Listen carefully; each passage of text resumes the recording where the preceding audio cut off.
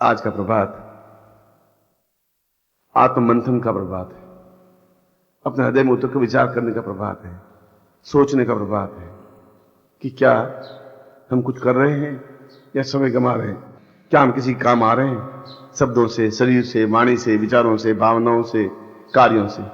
अगर नहीं आ रहे हैं तो फिर हमारे जीवन का प्रयोजन क्या है, लक्ष्य क्या है। ऐसे हजारों करोड़ों लोग जो दिल्ली में बैठे हैं, 1.5 करोड़ व्यक्ति बैठे हैं, ऐसे हजारों गुरु हैं। प्रज्ञा पुरुष कौन है, इस बात का निर्णय तो शंकराचार्य ने इन श्लोक के माध्यम से व्यक्त किया है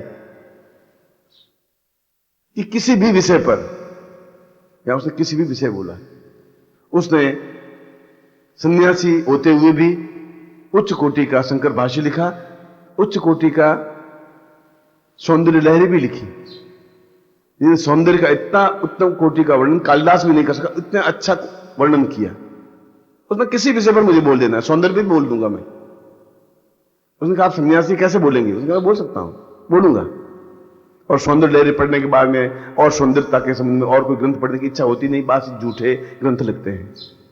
और सोचता हूं कि उस सन्यासी ने सौंदर्य की इतनी महीन सूक्ष्म ज्ञान कैसे प्राप्त कर लिया। हम गृहस्थ होते हुए भी नहीं सोच पाए, क्योंकि वो प्रज्ञा पुरुष था। उसकी आंखें पूरे विशाल अंतरिक्ष को अपने आंखों में समेटे हुए था। चाहे वह हो, चाहे विश्वामित्र हो, चाहे गोरखनाथ हो, चाहे बुद्ध हो। समय अलग अलग होता है, क्षेत्र अलग अलग होता है। युद्ध तो महाभारत का उस समय भी था, युद्ध आज भी चल रहा है। और उस युद्ध के बीच में मैं खड़ा हूं, जहां दोनों तरफ से मेरे ऊपर हमले हो रहे हैं, प्रहार हो रहे हैं, अंदर से भी बाहर से भी। और प्रत्येक क्षण शरीर का कोई न कोई भाग कटता ही है। कहीं न कहीं चक्कू लगाई जाता है, कहीं तलवार की धार लगती है, कहीं पर धोखा मुझे मिलता ही है, कई बार विष पीना ही पड़ता है। और यदि कभी सीना फाड़ के देखें तो उसमें से खून निकलेगा नहीं, केवल जहर की नदी बहेगी। और सीने को चीर के देखें तो उसमें हजारों हजारों छेद होंगे, सीना नहीं होगा।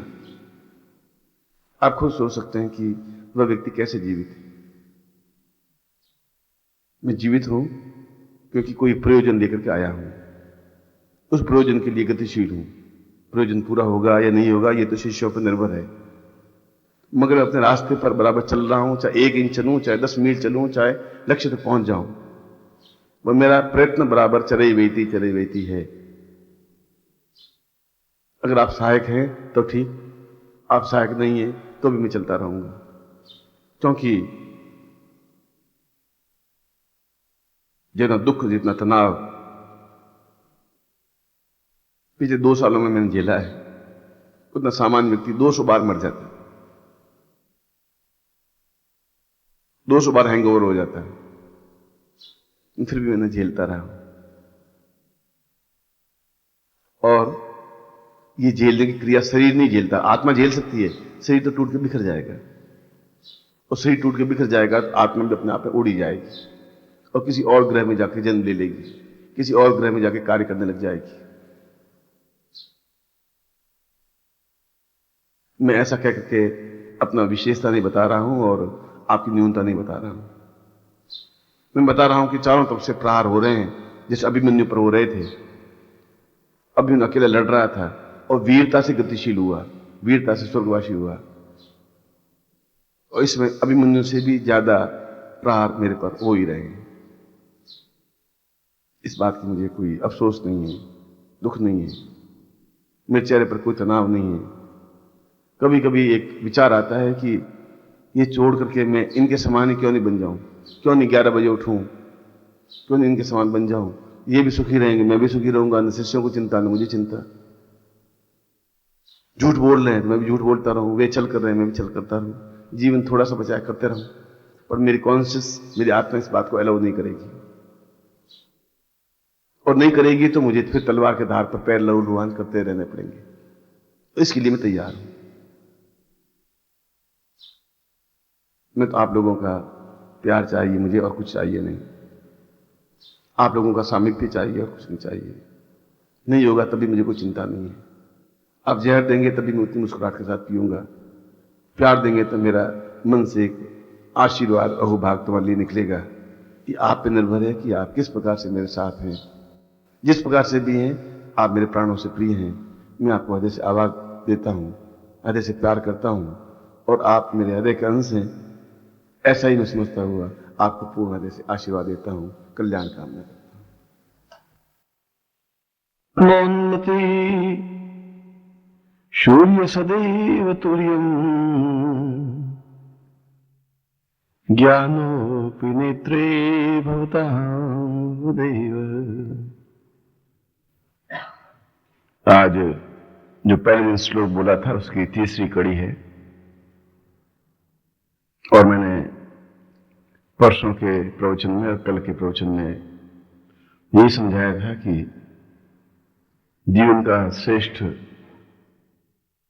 तत्व और संपूर्ण जीवन का तत्व विद्यार्थी या शिष्य जीवन है। जन्म से लगा करके जीवन के अंतिम क्षण तक वह शिष्य बना रहता है और जो ग्रास्पिंग पावर है, जो सीखने की प्रवृत्ति है, वह शिष्यता में ही होती है। और जो सीखता है और उसको अपने जीवन में उतारता है वह अपने आप में पूर्णता पर पहुंचता रहता है। इस श्लोक में भी यही बताया है कि पूर्णता का तात्पर्य क्या है। और शंकराचार्य कहते हैं कि मनुष्य जीवन भी अपने आप में एक कीट पतंग की तरह होता है, कीड़े की तरह होता है, मकोड़े की तरह होता है, पशु की तरह होता है, पक्षी की तरह होता है और वह जीवन भर वैसा ही बना रहता है।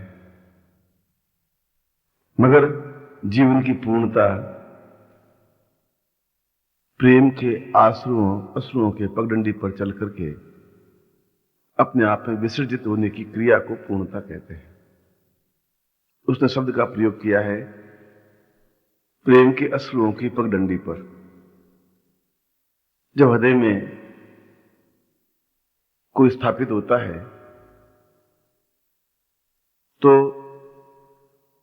अपने आप में ही जब उसको हम नहीं देखते हैं तो विरह, बेचैनी, तड़फ उठ जाती है और यह बेचैनी, यह वियोग अपने आप में आंसुओं में कन्वर्ट हो जाता है, अश्रुओं में बदल जाता है। जयशंकर प्रसाद ने कहा है कि वियोगी होगा पहला कवि, आह से उपजा होगा गान, निकलकर आंखों से चुपचाप बही होगी कविता अनजान। कविता का जन्म आह से हुआ होगा, आह वियोग में पैदा होती है।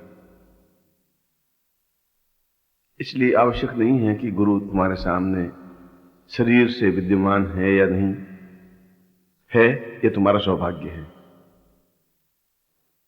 मगर हमारा क्षण उनकी सेवा में, उनकी भावनाओं में, उनको स्वतंत्र करने में, उनको मुस्कान देने में हम अपने आप कितना बलिदान करते हैं, अपने आप को कितना न्योछावर कर देते हैं, इस बात पर निर्भर है कि आप कितने अच्छे शिष्य हैं, आप कितने अच्छे फॉलोवर हैं। और यदि हम केवल शब्दों के माध्यम से ही उनको गुरु या प्रेमी या और किसी शब्द से संबोधित करते हैं तो वह यूजलेस है, बेकार है।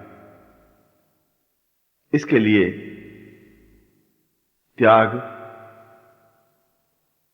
अत्यावश्यक है और वह उस शिष्य को एक कुंदन बना देता है, सोना बना देता है, स्वर्णिम बना देता है, एक उज्ज्वलतम हीरक खंड बना देता है।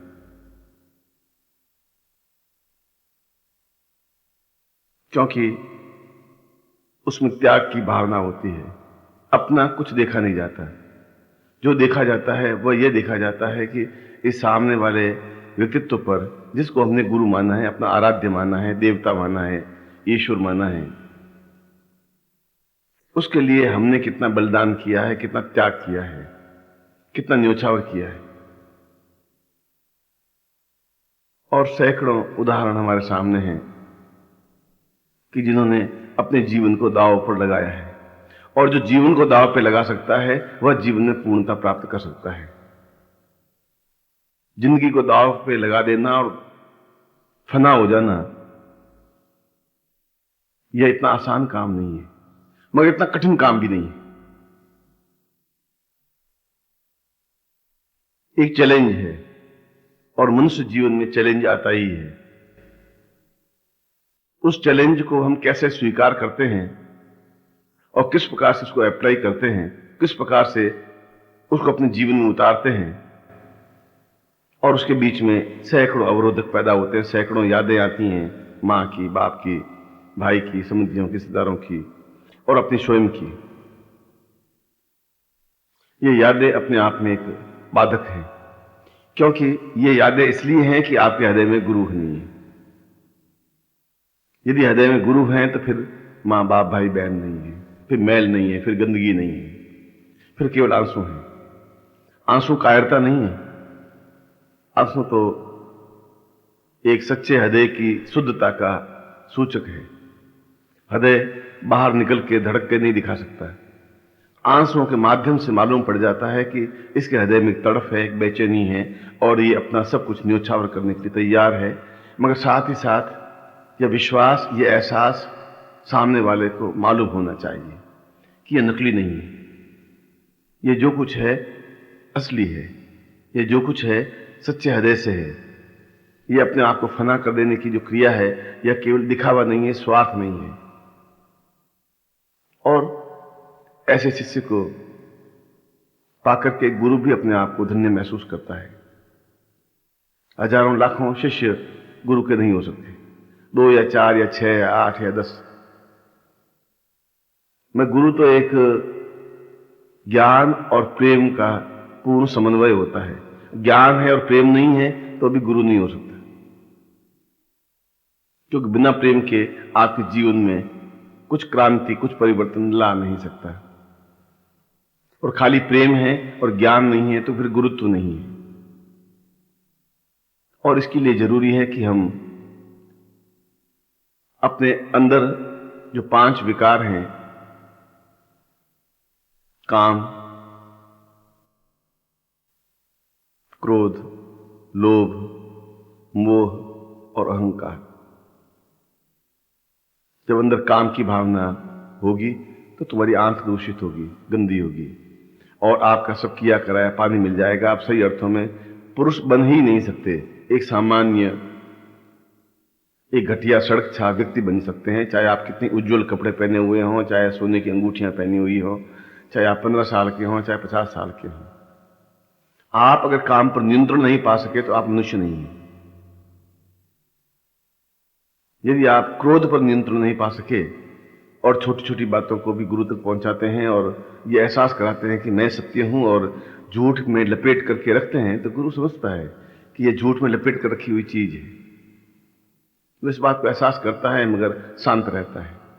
वो समझता है कि ये खुद अपने पापों के भार को अपने ऊपर ढो रहा है, ये अपनी करनी पर चलेगा, क्योंकि मैं तो उसको समझा रहा हूं, मगर फिर भी यह उस क्रोध पर एक दूसरे की हिंसा, एक दूसरे की लड़ाई, एक दूसरे की आलोचना, एक दूसरे की चुगली, और उसके ऊपर इस बात को एहसास करवाना गुरु जी को कि मैं तुम्हारा बहुत प्रिय हूं, मैं आपका बहुत आत्मीय हूं।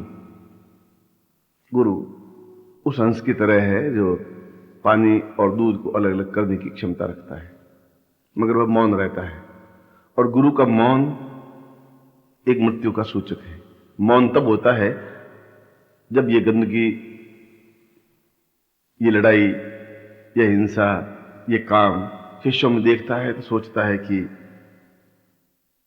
मैं क्यों अभी तक जीवित हूं, जब मेरा अतीत इतना सुंदर रहा है, तो ये जो सब कुछ मैं सुन रहा हूं, देख रहा हूं, ये क्यों देख रहा हूं। इसलिए हम जब काम पर नियंत्रण प्राप्त करने की हिम्मत करें तब भी आंख में आंसू आएंगे। आंसू नहीं आते हैं तो इसका मतलब है कि अभी काम पर आप नियंत्रण नहीं कर पाए। और लोभ आपके पूरे जीवन को सत्यानाश कर बैठता है यदि आप 2 पैसे या 5 पैसे या एक कागज या एक फूल की भी चोरी करते हैं। क्योंकि लोभ से जीवन में पवित्रता नहीं आ सकती। यदि आपके मन में भी कोई विचार आया है तब भी आप समझिए कि मैंने जीवन में कुछ न्यूनता लाई है।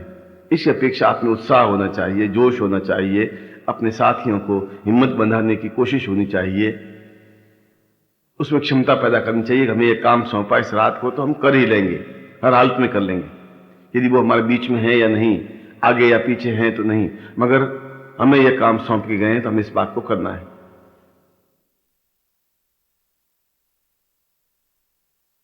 लोभ पर विजय प्राप्त करना बहुत कठिन है, क्योंकि लोभ छोड़ेंगे तो त्याग होगा, त्याग होगा तो वह पूर्ण रूप से प्राप्त होगा, प्राप्त होगा तो हृदय में स्थापित होगा, हृदय में स्थापित होगा तो हृदय में फिर काम, क्रोध, लोभ, मोह आ ही नहीं सकता।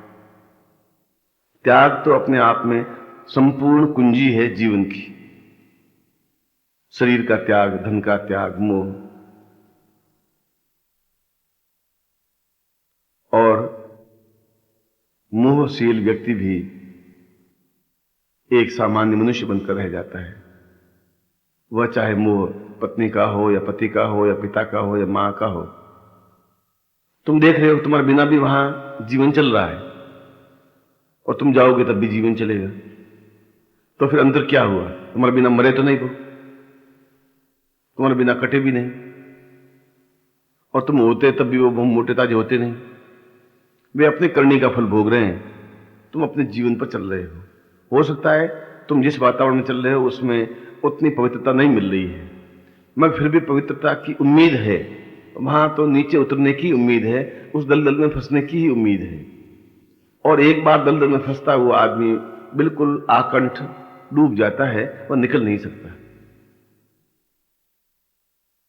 इसलिए ये कठिन, उस मोह से छुटकारा पाना कठिन है, क्योंकि मोह से छुटकारा पाने के लिए आज्ञा पालन आधार है।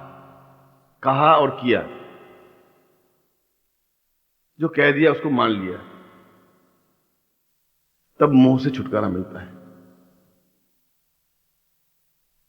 और हम पांचवा जो हमें अहंकार है कि मैंने आज काम किया है, मैं इतना काम करता हूं, क्योंकि हमारा अधिकांश समय तो तिकड़म भिड़ाने में, एक दूसरे के प्रति द्वेष रखने में, क्रोध करने में, लोभ करने में, मोह करने में व्यतीत हो जाता है। हम अपने आप में शुद्ध तो बने रह ही नहीं सकते। शुद्ध व्यक्ति तो 2 टूक कागज पर लिख करके गुरु के चरणों में रख देता है कि मैंने इतने पाप किए हैं और मैं इन पापों का प्रायश्चित चाहता हूं। मैंने अब तक इतनी गलतियां कर दी हैं और अब इस गलतियों से छुटकारा पाना चाहता हूं। लिखने का तात्पर्य है कि उसमें हिम्मत है, जोश है, एक क्षमता है, क्योंकि उसमें फिर झूठ नहीं बन सकता। इस अहंकार का नाश होना अपने आप में पूर्ण पवित्रता की साकार प्रतिमा होना है। इसलिए शंकराचार्य कहते हैं कि प्रत्येक शिष्य उसी क्षण से निर्णय कर ले कि आज दूसरे बदले या नहीं बदले, पर मैं तो बदल के दिखाऊंगा। मेरे ओठों पर तो उनका नाम होगा ही, मेरी आंखों में उनकी प्यास होगी ही, मेरी आंखों की कोरों पर एक आंसू की छलक इस बात को उनको एहसास दिलाई देगी। मैं अपने अहंकार को गला करके एक साकार प्रतिमा बन करके बधाई दूंगा। मैं मुंह से परे हट करके एहसास करवा दूंगा कि मैं केवल आपका हूं, आपके जीवन में, आपके हृदय में उतरना चाहता हूं। मैं इस बात से मुझे कोई स्वार्थ नहीं है कि मुझे 5 रोटी मिल रही है, 25 रोटी मिल रही है, घी मिल रहा है या नहीं मिल रहा है, क्योंकि इन पगडंडियों पर चल करके ही आदमी युग पुरुष बन सकता है। अन्यथा एक बाजारू व्यक्ति बनकर के, एक व्यापारी बनकर के, एक नौकरी पैसा बनकर के, एक शिक्षक बनकर के अपने जीवन को समाप्त कर देता है। और ऐसा जीवन समाप्त तो प्रत्येक पशु, पक्षी, कीट, पतंग करते ही है। इसलिए अपने आप को पूर्ण रूप से समर्पित कर देना, मनसा वाचा कर्मणा, कर्म से, वचनों से और मन से। और जो कुछ है वह एक बार छोड़ दिया तो त्याग हो ही गया। जब शरीर छोड़ दिया तो फिर तुम्हें शरीर पर अहंकार करने की गुंजाइश रहेगी ही नहीं। और ऐसी स्थिति में अपने आप में वह क्रिया, वह रासायनिक क्रिया अपने आप बन जाती है कि गुरु के हृदय में आप उतर जाते हैं और गुरु स्वयं तुम्हारे हृदय में उतर जाता है।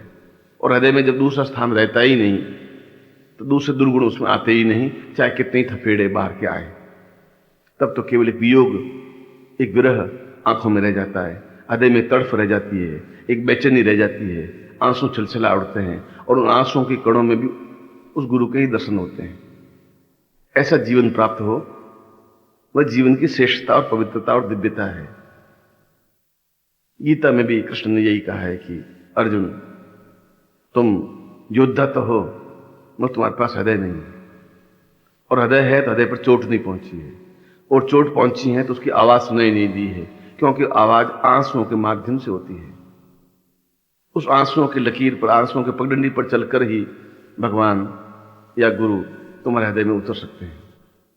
जब उसकी याद करते ही आंखों में छलछलाहट पैदा हो जाती है तो समझिए कि मेरा हृदय जागृत है, अन्यथा तो हृदय बंद है, हृदय पर पत्थर है, हृदय पर काम क्रोध का पैरा है। ऐसा व्यक्ति सही अर्थों में न शिष्य बन सकता है, न भक्त बन सकता है, और न बन सकता है तो फिर उस जीवन का अर्थ क्या? हमारा शरीर किसी के काम नहीं आया तो इस शरीर को ढोकर के भी क्या फायदा होगा? हमारे शब्द किसी को गुदगुदा नहीं सके, प्रसन्नता नहीं दे सके तो हमारा मुंह क्या काम का? हमारा कर्म कार्य उनके पूर्णता के लिए रहा ही नहीं तो फिर हमारे जीवन का अर्थ भी क्या रहा? क्योंकि स्वार्थ तो है ही नहीं, ऐसा तो है ही नहीं कि मैंने ये किया इसलिए मुझे ये रिटर्न मिले। हम रिटर्न की तो कोई परिभाषा जानते ही नहीं। हम तो जानते हैं त्वदीय वस्तु गोविंद तुभ्यम एवं समर्पयेत्, यह सब कुछ आपका है, मैं आपको वापस सौंप रहा हूं, अब आप जाने, इसको समाप्त कर दें, इसको बचाएं, इसको ऊंचा उठाएं, ये तो आप जाने, मैंने तो अपने आप को आपके हाथों में सौंप दिया है।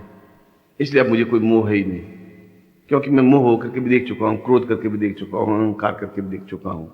हम सब और हम पूर्ण रूप से क्रोध रहित होकर के आपके चरणों में समर्पित हैं। आप आज्ञा करके देखिए, आपकी एक चेहरे की एक भंगिमा, आपके भ्रुकुटी की एक छोटी सी झलक, हम अपने आप को फना कर देने के लिए तैयार हैं। और जब ऐसा भक्त या ऐसा शिष्य गुरु को मिलता है तो गुरु अपने आप में पूर्ण विस्तार पा लेता है और उसकी मलिन देह को अपने आप में स्वर्णमय बना देता है, हीरकमय बना देता है, वो अपने आप में ऊंचा उठ जाता है।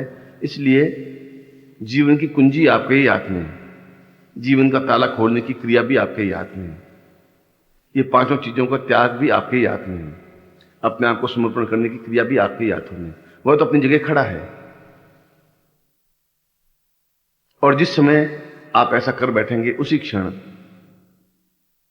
आपके जीवन का चिंतन बदल जाएगा, आपके चेहरे की मुस्कुराहट बदल जाएगी, आपके चेहरे का ओज बढ़ जाएगा, आपके चेहरे की चमक बढ़ जाएगी, आपका कद अपने आप में ऊंचा उठ जाएगा, लोग आश्चर्य से आपको देखने लग जाएंगे, आपकी चाल ढाल ठीक वैसी बन जाएगी जैसे गुरु की होती है, आपकी मुस्कुराने की कला भी वैसी बन जाएगी जैसे गुरु की होती है, क्योंकि चाल में भी वैसा ही परिवर्तन आ जाएगा जैसे गुरु की चाल होती है।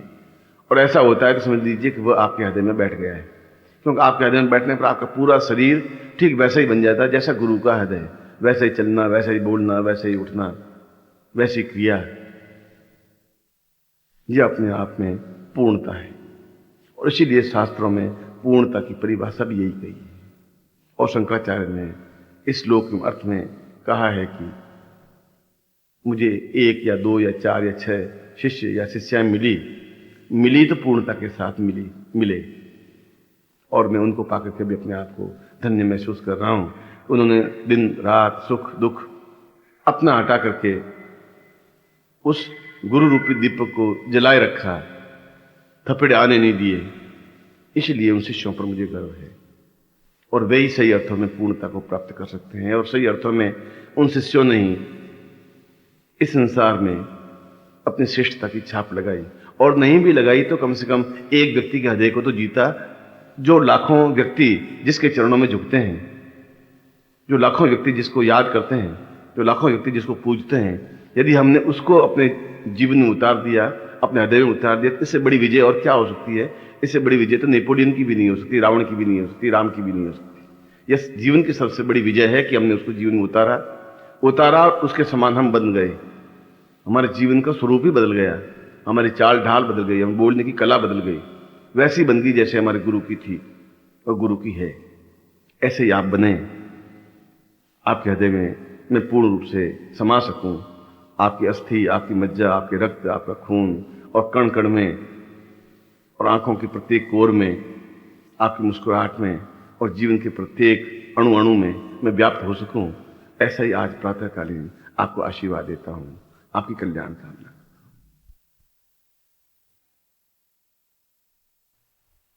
और कल्याण कामना के लिए जो श्रेष्ठतम श्लोक हैं, उन्हीं के साथ में आपको आशीर्वाद देता हूं। सदैवं भवेतां प्रभवं तुरीयं ज्ञानोऽपि सत्वं भवतां मदैव पूर्वोन्नतां पूर्णमदैव रूपम् कल्याण रूपं भवतां त्वदैव। आपके जीवन में एक आनंद, एक मधुरता, एक प्रेम, एक स्नेह और जीवन के वे तत्व जिसके माध्यम से जीवन अपने आप में परिपूर्ण बनता है, वह परिपूर्णता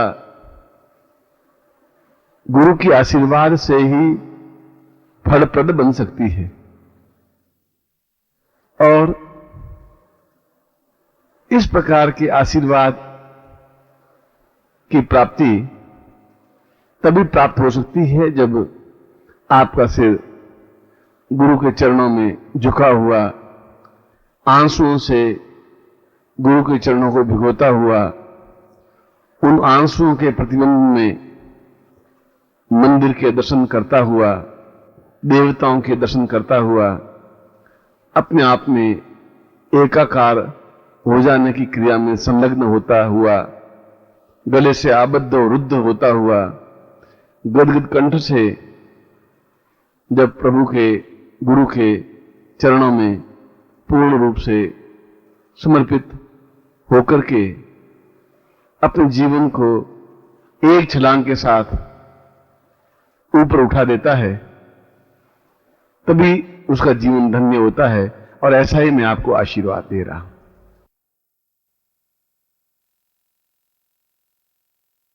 त्वदेवं भवेतां सदैवं तुरीयं गत्वा मदेवं प्रेमोपहारम् नैवं सदा दीर्घमदैव चिन्त्यम् प्रेमो हि सत्यम् प्रेमो हि नित्यम्। आज हम कल की कड़ी को थोड़ा सा आगे बढ़ाते हुए इस मानसरोवर की झील में प्रेम के जहाज पर बैठ करके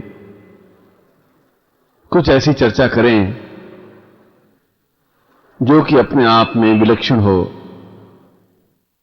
जो कि अपने आप में अद्भुत हो, जो कि सही अर्थों में सत्य हो, जो पूर्णता की ओर अग्रसर करने में सफल हो। और मैं आपके साथ इस मानसरोवर, इस प्रेम के मानसरोवर में अपने साथ लेता हुआ आगे बढ़ रहा हूं, जिससे कि आपका जीवन सभी दृष्टियों से पूर्ण और चैतन्य बन सके। इस श्लोक में भी यही बताया है कि अपने आप में अत्यंत शुद्ध, निर्मल, चैतन्य और सर्वोच्च प्रतीक है मनुष्यता का, जीवन का।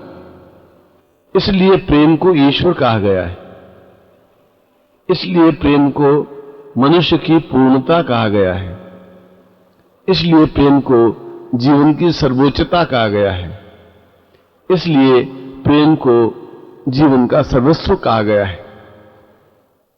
जहां भी प्रेम में गंदगी, तुच्छता, वासना, निम्नता और मैलापन आया, वहां पर मनुष्य अपने आप में नाली का कीड़ा बन जाता है। परंतु यदि उसके हृदय में प्रेम में वासना नहीं है और शुद्ध प्रेम है, तो वह अपने आप में ऋषि मुनियों से भी उच्च कोटि का व्यक्तित्व बन जाता है।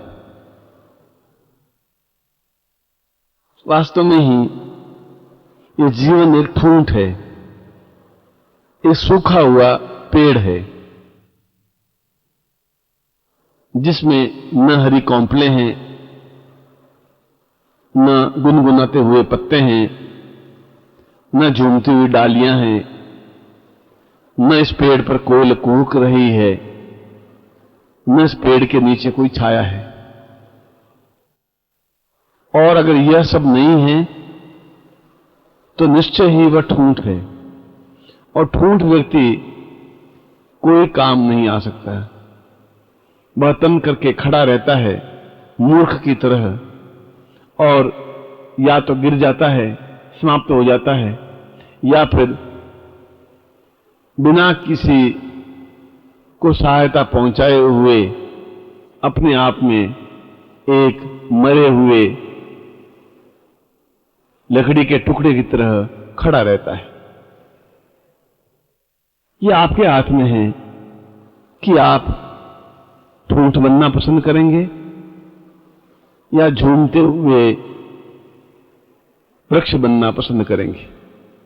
और जब ऐसा वृक्ष बनना पसंद करेंगे जो अपने आप में शीतल छाया प्रदान करने में समर्थ है, तो आवश्यक है कि आप में प्रेम की भावना तो अवश्य हो ही, मगर वह अपने आप में शुद्ध और विकार रहित हो, विषाद रहित हो, वासना रहित हो। यदि तुम्हारे जीवन में प्रेम नहीं है, तब भी जीवन व्यर्थ है। यह प्रेम लौकिक देह से लगाना सफल नहीं कहा जा सकता। यह प्रेम तो केवल गुरु से या ईश्वर से ही लगाया जा सकता है, क्योंकि गुरु को शुद्ध चित्त निर्मल ब्रह्म कहा गया है। गुरुर् ब्रह्मा गुरुर्विष्णु गुरुर्देवो महेश्वर, गुरु साक्षात पर ब्रह्म तस्मै श्री गुरुवे नमः। मैं गुरु को ब्रह्मा, विष्णु और महादेव से भी बढ़कर के साक्षात ब्रह्म के रूप में देख रहा हूं, और उसी व्यक्ति की आंख गुरु को साक्षात ब्रह्म के रूप में देख सकती है जिसकी आंख में निर्मल प्रेम है, जिसकी आंख शुद्ध है, जिसकी आंख में अपने आप में छलछलाहट है, जिसकी आंख अपने आप में अश्रुओं से परिपूर्ण है, जिसकी आंख में अपने आप में एक चेतना है, एक ज्योति है, एक स्फुलिंग है। इसलिए जीवन में प्रेम तो आवश्यक है, मगर वह प्रेम परिपूर्ण हो, शुद्ध हो, चित्त हो, और लौकिक शरीर की अपेक्षा एक ब्रह्ममय शरीर से, गुरु से या ईश्वर से हो। क्योंकि लौकिक शरीर तो अपने आप में अत्यंत सामान्य, गंदा, गंदला एक पुतला है, जिसको चीर फाड़ करके देखें तो उसमें से मांस, रुधिर, अस्थियां, नाड़ियां, मल, मूत्र और विष्ठा के अलावा कुछ भी प्राप्त नहीं हो सकता, कुछ है ही नहीं उसमें। और यह शरीर इतना गंदला है कि यदि 3-4 दिन तक शरीर को साबुन से या किसी से साफ नहीं करें तो इसमें से दुर्गंध आने लग जाएगी। ऐसे शरीर से प्यार करने का कोई मतलब नहीं है, क्योंकि गंदगी से गंदगी ही पैदा होगी, वासना से वासना ही पैदा होगी, और हम गंदा बनना नहीं चाहते। इसलिए शास्त्रों में कहा गया है कि इस वासना से प्रेम करना जीवन की निम्नता है, जीवन का अधःपतन है। मगर प्रेम हो, यदि प्रेम का अंकुर नहीं फूटेगा तो छायादार पेड़ नहीं बन सकेगा। छायादार पेड़ बनने के लिए आवश्यक है कि तुम्हारे अंदर प्रेम का बीज अंकुरित हो, उसमें उचित खाद पानी मिले, वह प्रेम पल्लवित बने, वह प्रेम पुष्पित बने, वह प्रेम आगे चल करके पूर्ण रूप से छायादार बने। मगर ऐसा प्रेम अपने आप में निर्विकार हो, और ये निर्विकार तब हो सकता है जब वह व्यक्ति अपने आप को, अपने गुरु को ढूंढ करके गुरु के पास पहुंचे। और प्रत्येक व्यक्ति का कोई न कोई गुरु इस संसार में है ही।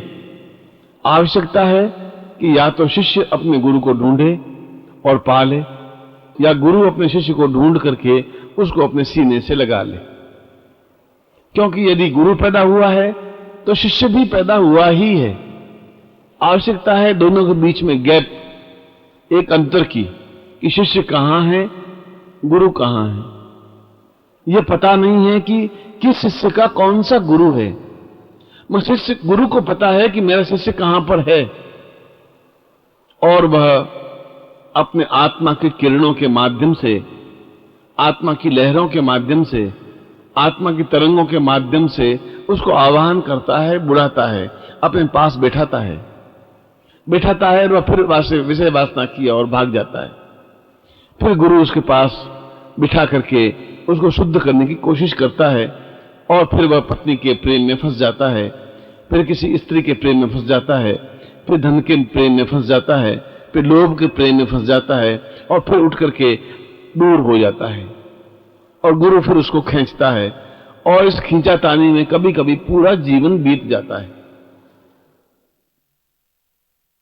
और ऐसा तब होता है जब तुम्हारे मन में चालाकी होती है, जब तुम्हारे मन में धूर्तता होती है, जब तुम्हारे मन में छल होता है। क्योंकि यह धूर्तता, यह छल तुम्हारा नहीं है। तुम जब पैदा हुए तो अपने साथ लेकर के नहीं आए थे। ये उन रुधिर के कण हैं जो माता पिता के द्वारा तुम्हें प्राप्त हुए हैं। वे कण कभी कभी अपने आप में अत्यंत उत्तेजित हो जाते हैं और तुम्हें छलमय बना देते हैं, तुम्हें वासनामय बना देते हैं, तुम्हें दुर्गंध युक्त बना देते हैं। और उनको दूर करने की क्रिया, उनको हटाने की क्रिया केवल गुरु ही कर सकता है। इस पृथ्वी पर दूसरा कोई है ही नहीं। या तो आप सूखे ठूंठ बने रहें, छल करते रहें, झूठ करते रहें, पाखंड करते रहें, और गुरु से भी छल करते रहें, गुरु से भी झूठ बोलते रहें, गुरु को भी भ्रमित करते रहें। मैं गुरु बिल्कुल दोनों आंखों से बस सब कुछ देखता रहता है, शिष्य के क्रियाकलापों को, शिष्य के छल को, शिष्य के झूठ को, शिष्य के पाखंड को। वैसा समझते हुए भी मौन है। मौन इसलिए रहता है कि वह मन ही मन दुखी होता और भी एहसास करता है कि इस मूर्ख को यह ज्ञान नहीं है कि इसके सामने कौन नेतृत्व बैठा है। यह ऐसा छल और झूठ करके और अपने पाप की गठरी अपने सिर पर और बढ़ा ही रहा है। और फिर उसको समझाता है कि तुम गलती कर रहे हो, तुम इस गठरी को थोड़ी कम करो। और जब तक ये गठरी कम नहीं होगी तब तक तुम पूर्ण रूप से शुद्ध और चैतन्य नहीं बन सकोगे। और तुम्हें शुद्ध और चैतन्य बनाने के लिए ही मैं तुम्हें अपने पास बिठाया है। उन तरंगों के माध्यम से तुम्हें अपने पास खींचा है, तो अपने सीने से लगाया है।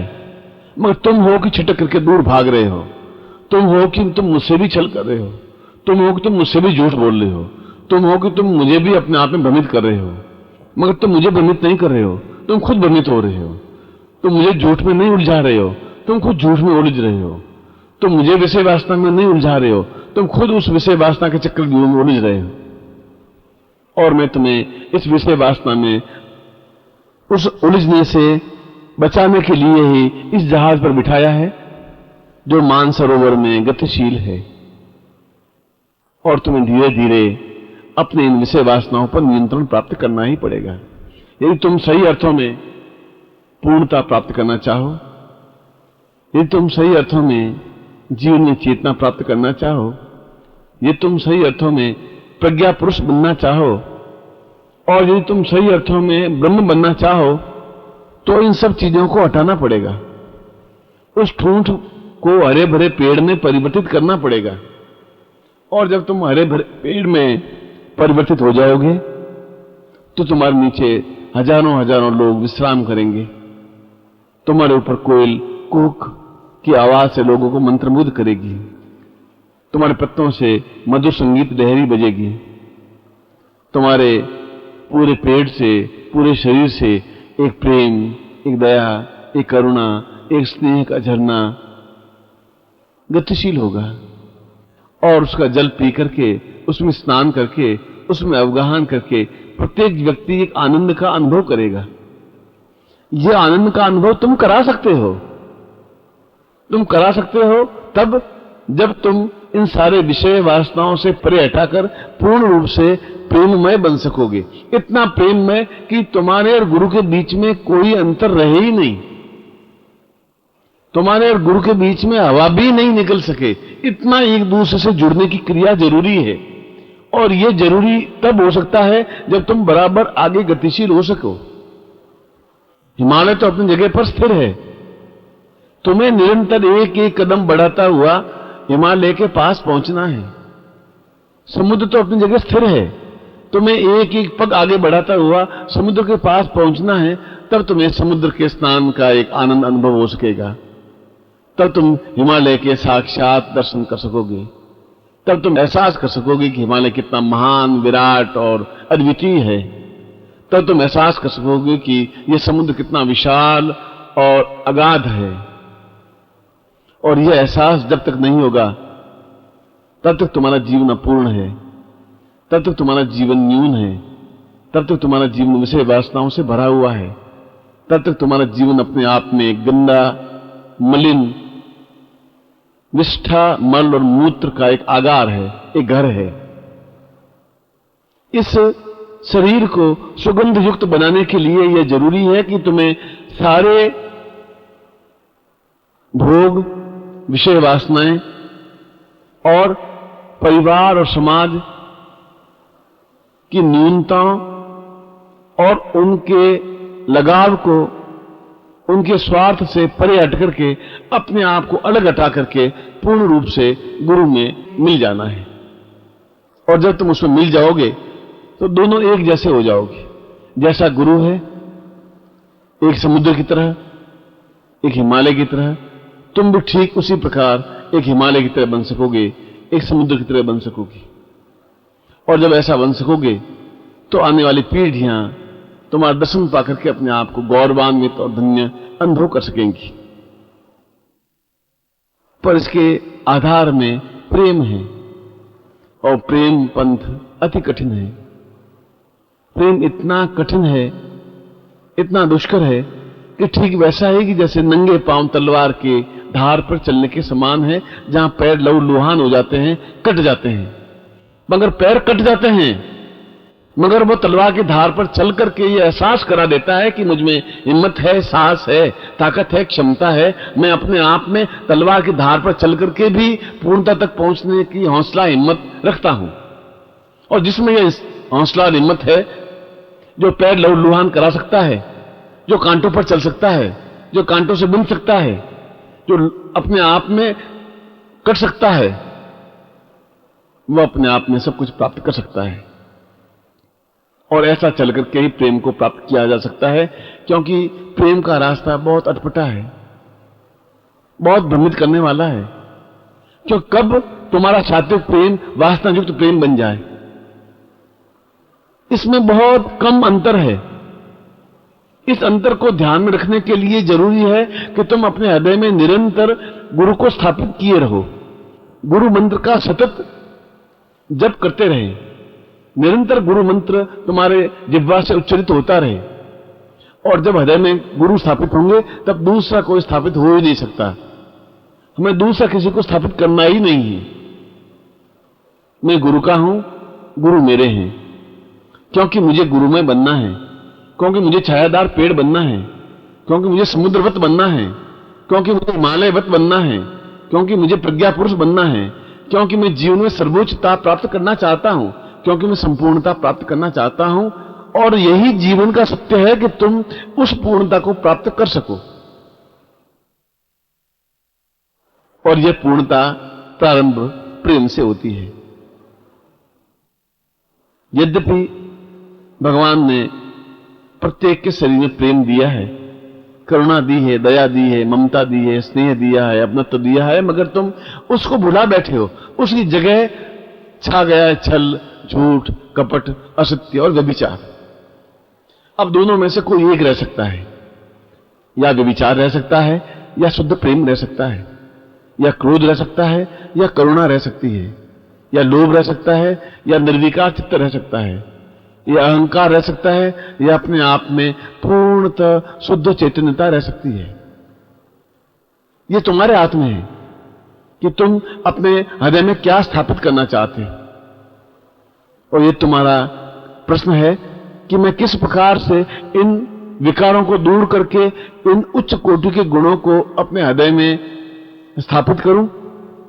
तो उसके लिए मैंने तुम्हें बताया है कि तुम्हें और तुम्हारी जिह्वा निरंतर गुरु मंत्र का उच्चारण करती रहे, अजपा जाप होता रहे, क्योंकि अजपा जाप के माध्यम से ही आप उस जगह पहुंच सकते हैं जो अपने आप में ध्यान है, जो अपने आप में धारणा है, जो अपने आप में समाधि है, जो अपने आप में खुमारी है, जो अपने आप में नशा है, जो अपने आप में पूर्णता के डूबने की क्रिया है। क्योंकि वह मंत्र निरंतर तुम्हारे हृदय में मन में उच्चारित होता हुआ उन सारे सद्गुणों को ठीक उसी प्रकार से दूर कर देगा जिस प्रकार से घर की गृहिणी, नौकरानी घर के आंगन को बुहार करके और सारी गंदगी को उठा करके बाहर फेंक देती है। वह मंत्र निरंतर तुम्हारे मन के अंदर की गंदगी को, तुम्हारे हृदय के अंदर की गंदगी को बुहार करके बाहर फेंकती रहेगी। इसलिए मंत्र अपने आप में तुम्हारे पूरे शरीर को, आत्मा को, मन को, चैतन्यता को बिल्कुल शुद्ध चित्त निर्मल बनाती रहेगी, बनाता रहेगा। और इसके लिए दो गुणों की आवश्यकता है, प्रेम की, गुरु मंत्र की। और इन दोनों के माध्यम से तुम पहुंच सकते हो गुरु के पास। बिना प्रेम के गुरु के पास नहीं पहुंच सकते, क्योंकि प्रेम के द्वारा ही गुरु के अंदर प्रवेश कर सकते हो। प्रेम के द्वारा ही गुरु से सामीप्यता अनुभव कर सकते हो। प्रेम के द्वारा ही गुरु से एकाकार हो सकते हो। प्रेम के द्वारा ही गुरु के हृदय में उतर सकते हो। और जब तुम गुरु के हृदय में उतर जाओगे तो तुम एक विराट स्वरूप के दर्शन कर सकोगे, पूरे ब्रह्मांड के दर्शन कर सकोगे, एहसास कर सकोगे कि पूरे ब्रह्मांड में मैं कहां पर हूं। और इस ब्रह्मांड के दर्शन करना एक सामान्य प्रक्रिया नहीं है। अर्जुन ने बहुत कठिन तपस्या करने के बाद में भगवान श्री कृष्ण के विराट रूप के दर्शन किए थे, उस ब्रह्मांड के दर्शन किए थे। और तुम भी गुरु के हृदय में उतर करके उस ब्रह्मांड के दर्शन कर सकते हो। कर सकते हो प्रेम के माध्यम से, कर सकते हो स्नेह के माध्यम से, कर सकते हो समर्पण के माध्यम से, कर सकते हो एकाकार के माध्यम से, कर सकते हो अपने आप को पूर्ण समर्पण के माध्यम से। और जब तुम ऐसा कर लोगे तब तुम्हारे और गुरु के बीच में कोई अंतर नहीं रहेगा। फिर कोई तुम्हें दोनों को अलग नहीं कर सकता। फिर चाहे तुम्हारा भाई हो, चाहे संबंधी हो, चाहे रिश्तेदार हो, चाहे पति हो, चाहे पत्नी हो, वह सब परे हट जाते हैं। वह समझ जाता है कि यह अलग मिट्टी का बना हुआ है, इसने एक अलग रास्ता चुना है, इसने उस रास्ते को चुना है जो अपने आप में स्वर्णिम रास्ता है। उसने इस रास्ते को चुना है जिसमें फूल ही फूल बिछे हुए हैं। मगर यह रास्ता प्रेम का है, बहुत संकड़ा है, अटपटा है, कठिन है, दुष्कर है, दुर्गम है, तलवार की धार के समान चलने के समान है। पूरे शरीर को काटने के समान है, क्योंकि वीर पुरुष ही, शुद्ध पुरुष ही, चैतन्य पुरुष ही, प्रज्ञा पुरुष ही इस प्रकार के रास्ते पर गतिशील हो सकते हैं। और तुम्हें आज से ही, इसी क्षण से ही ये निर्णय कर लेना है, अब निर्णय कर ही लेना है कि मुझे इस पगडंडी को छोड़ करके जिस पगडंडी पर मैं गतिशील हूं, वह पगडंडी अपने आप में गंदी, मलिन, तुच्छ और मृत्यु की ओर बढ़ने वाली है। इस पगडंडी को मुझे इसी क्षण छोड़ देना है और इसी क्षण छोड़ करके उस कठिन पगडंडी पर अपना पांव बढ़ा देना है, जो पगडंडी फूलों से सजी हुई है, मगर फूलों के नीचे नुकीले कांटे भी हैं। उन फूलों के नीचे अपने आप में तलवार की धार भी है। उन फूलों के नीचे अपने आप में बेंध देने की क्रियाएं भी हैं। मगर वीर पुरुष घबराते नहीं हैं, उस पर पांव बढ़ा ही देते हैं, क्योंकि वह पगडंडी मृत्यु की ओर नहीं, अमृत्यु की ओर बढ़ती है और शास्त्र की उक्ति को चरितार्थ कर देती है, मृत्योर माम अमृतम गमयः। मैं मृत्यु से अमृत्यु की ओर बढ़ूं। असदो माम सद्गमयः, मैं असत्य से सत्य की ओर उन्मुख हूं। और तुम असत्य से सत्य की ओर बढ़ने के लिए इसी क्षण से निर्णय करना पड़ेगा, इसी क्षण से विचार करना पड़ेगा, इसी क्षण से एकदम उस पगडंडी को छोड़ के उस पगडंडी पर बढ़ना पड़ेगा। गुरु का हाथ पकड़ करके, उसकी उंगली पकड़ करके निरंतर गतिशील होना पड़ेगा। तब गुरु समझ सकेगा कि यह अपने आप में एक सही पुरुष है, सही मनुष्य है। जिस क्षण जिस गुरु को, जिस शिष्य को मैंने छोड़ दिया था, वह शिष्य मुझे वापस मिल गया है। और तुम भी अपने आप में गर्वोन्नत भार लेकर के बढ़ सकोगे कि मैं उस गुरु को वापस प्राप्त कर लिया है, जो पिछले जीवन में गुरु मुझसे छूट गया था। वापस मैंने उसका हाथ पकड़ लिया है, वापस मैंने उस रास्ते पर पांव बढ़ा दिए हैं जिसको राजपथ कहते हैं, जो अपने आप में पूर्णता की ओर बढ़ने वाला रास्ता है, जो अपने आप में श्रेष्ठता का रास्ता है, जो अपने आप में दिव्यता का रास्ता है, जो अपने आप में चैतन्यता का रास्ता है, जो अपने आप में परिपूर्णता का रास्ता है। मैं तुम्हारे साथ में हूं इस राजपथ पर निरंतर आगे बढ़ाने के लिए, इस राजपथ को पूर्णता की ओर अग्रसर करने के लिए और तुम्हें मंजिल तक पहुंचाने के लिए, मानसरोवर के इस छोर से उस छोर तक पहुंचाने के लिए मैं तुम्हारे साथ में हूं, हर क्षण, हर पल, क्योंकि मैं तुम्हारे जीवन का रखवाला हूं। मैं तुम्हारे एक एक जीवन के एक एक क्षण का मुझे ज्ञान है। मैं प्रत्येक क्षण को एक मूल्यवान, सार्थक और चेतना युक्त बना दूंगा, स्वर्णिम बना दूंगा, देदीप्यमान बना दूंगा। आवश्यकता है तुम्हारा हाथ मेरे हाथ में जुड़ा हुआ रहे। आवश्यकता है तुम मेरे आज्ञा के अनुसार बराबर इस रास्ते पर गतिशील बने रह सको। आवश्यकता है इस घर के माया मोह, पत्नी, पुत्र, बंधु, बांधव, रिश्तेदारों को छोड़ करके केवल और केवल और केवल गुरु के हाथ को पकड़ना है और गुप्त अंधेरी रात में भी गुरु जहां ले जाए वहां चलना है, क्योंकि इस रास्ते पर क्यों का कोई प्रश्न उठता ही नहीं। प्रश्न नहीं पूछा जाता है, मैं कहां चलना है यह प्रश्न भी नहीं पूछा जाता है, क्यों चलना है यह प्रश्न भी नहीं पूछा जाता है, क्या फायदा होगा यह प्रश्न भी नहीं पूछा जाता है। केवल यही कि यह शरीर अपने आप में गंदला है, मैला है, मल मूत्र विष्ठा से भरा हुआ है, इसको शुद्ध, स्वर्णिम, दिव्य, चेतना युक्त, सुगंधमय बनाना है। और इसीलिए इस मलिन देह को मैं आपको सौंप रहा हूं। गुरुदेव, इस देह को अपने आप में निर्मल बना दीजिए, चेतना युक्त बना दीजिए, सुगंधमय बना दीजिए, दिव्य बना दीजिए, अद्वितीय बना दीजिए। तो उसी क्षण से, जिस क्षण तुम ये संकल्प लेते हो, उसी क्षण से गुरु भी संकल्प ले लेता है कि मुझे इस शरीर को, इस शिष्य को अपने आप में अद्वितीय बना देना है, ऐसा कि आने वाली पीढ़ियां इसका नाम स्मरण करके गौरवान्वित हो सके, इसका नाम लेकर के अपने आप में महिमा युक्त बन सके, इसका नाम लेकर के अपने जीवन को धन्य बना सके। और ऐसा ही तुम बन सको, निश्चय ही ऐसा बन सकोगे, क्योंकि मैं प्रत्येक क्षण तुम्हारे साथ हूं। ऐसा ही मैं आपको हृदय से आशीर्वाद देता हूं और इसी क्षण से आपका हाथ पकड़ के आगे राजपथ की ओर अग्रसर हो रहा हूं। मैं आपको आशीर्वाद देता हूं, कल्याण कामना करता हूं।